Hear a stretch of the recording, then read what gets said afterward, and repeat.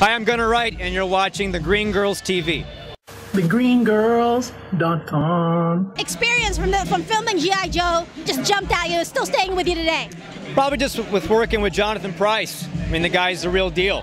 And he's been acting a long time. He was very generous with a guy like me. And, it's Stephen Sommers, fantastic popcorn action flick director.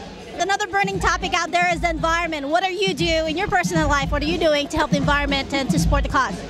I ride a motorcycle. 45 miles a gallon, fuel efficient, and great on traffic. About the car you got too. Oh, tell us about that. I wrote down and I bought a Smart.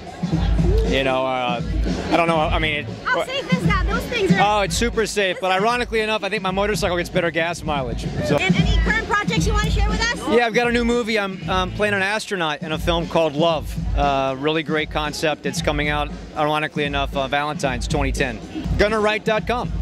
TheGreenGirls.com.